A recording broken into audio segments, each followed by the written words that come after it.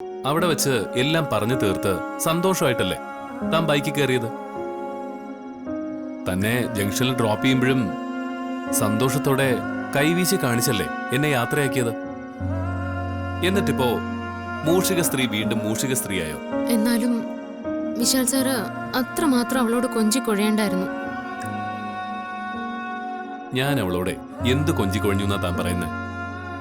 നമ്മുടെ കാര്യങ്ങൾ നേടിയെടുക്കാൻ വേണ്ടി ഞാൻ അവളോടൊന്ന് സംസാരിച്ചു, അത്രയല്ലേ ഉള്ളൂ. അത് നമ്മളെല്ലാം പ്ലാനിട്ട് നടത്തിയതല്ലേ. നേരിട്ട് കണ്ട താനാണോ ഇപ്പൊ ഈ പറയുന്നത്?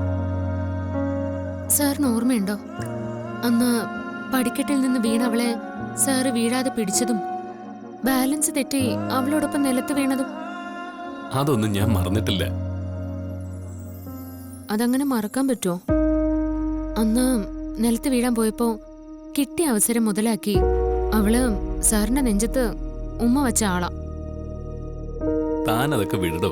സർ, അവളെ സൂക്ഷിക്കണം, സൂക്ഷിച്ചേ തീരൂ.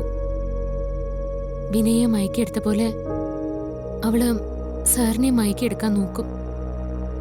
സാറ് കരുതിയിരിക്കണം. താനിതൊന്നും കാര്യമാക്കണ്ട. താൻ പ്രയാസപ്പെടുന്ന പോലെ ഒന്നും സംഭവിക്കാൻ പോകുന്നുമില്ല. താനിതൊക്കെ മറന്നിട്ടേ എനിക്ക് കുളിക്കാൻ കുറച്ച് ചൂടുവെള്ളം ഉണ്ടാക്കി വെക്കുക. ചൂടുവെള്ളത്തിലൊന്ന് കുളിക്കണം. അതെ, എന്റെ ദേഹം ആസകലൊരു വേദനയാണ്. ദേഹം വേദനയോ? പെട്ടെന്ന് എന്തോ ഒരു ശരീരവേദന? അല്ല, സാറ് എന്നെ ഡ്രോപ്പ് ചെയ്തിട്ട് എവിടെയാ പോയത്? ഞാൻ അവിടുന്ന് നേരെ ഓഫീസിലേക്ക് പോയി. അമ്മയെ തിരക്കിയാ പോയത്. കമ്പനിയുടെ ഉത്തരവാദിത്തങ്ങളെല്ലാം ഒഴിഞ്ഞ് കുറച്ച് നാള് എനിക്ക് പാർവതിയോടൊപ്പം ഇരിക്കാൻ അമ്മയോട് പെർമിഷൻ വാങ്ങാനാ ഞാൻ അങ്ങോട്ട് പോയത്. പക്ഷേ അമ്മ ഓഫീസിലില്ലായിരുന്നു. അതുകൊണ്ട് അമ്മ വീട്ടിലുണ്ടാവുമെന്ന് കരുതി ഓഫീസിൽ നിന്ന് നേരെ വീട്ടിലേക്ക് പോയി. അവിടെ ചെന്നപ്പോ രാത്രിയായി. വീട്ടിലാണെങ്കിൽ ആരുമില്ല, ഒരനക്കവും കേൾക്കാനില്ല. അമ്മ ചിലപ്പോ മുകളിലത്തെ മുറിയിൽ കാണുമെന്ന് പ്രതീക്ഷിച്ച് ഞാൻ മുകളിലേക്ക് ചെന്നു. അന്നേരം ഞാൻ കണ്ടത് ഞെട്ടിക്കുന്ന കാഴ്ചയായിരുന്നു. എന്ത് പറ്റി സർ? എന്താ സംഭവിച്ചേ? അവിടെ മുഖംമൂടി ധരിച്ച ഒരാള് വിനയെ കൊല്ലാൻ ശ്രമിക്കുന്നു. അങ്ങനെ ഒരുവിധം അയാളിൽ നിന്ന് ഞാൻ വിനയെ രക്ഷിച്ചു. പക്ഷേ മുഖംമൂടി ധരിച്ച ആളെ പിടികൂടാനോ അയാളെ തിരിച്ചറിയാനോ സാധിച്ചില്ല. ഒരു കാര്യം ഉറപ്പാ, അത് നമ്മുടെ കമ്പനിയുമായി ശത്രുതയുള്ള ആരോ വിനയെ കൊല്ലാൻ വേണ്ടി ഏർപ്പാടാക്കിയതാ.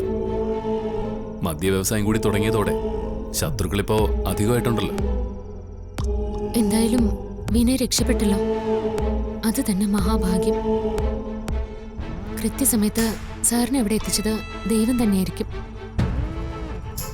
ഏതായാലും സാറിനെ കമ്പനിയുടെ ഒരു ചുമതല ഏറ്റെടുക്കണ്ട. പ്രഭാവതി അമ്മ പറഞ്ഞാ പോലും ഏറ്റെടുക്കരുത്. ഇതില് എന്തൊക്കെയോ വലിയ ചതി ഞാൻ മണക്കുന്നുണ്ട്. ആപത്തുകൾ ഇനിയും വരാൻ സാധ്യതയുണ്ട്. അതുകൊണ്ട് സാറ് ഞാൻ പറയുന്നത് കേൾക്കണം. പാർവതി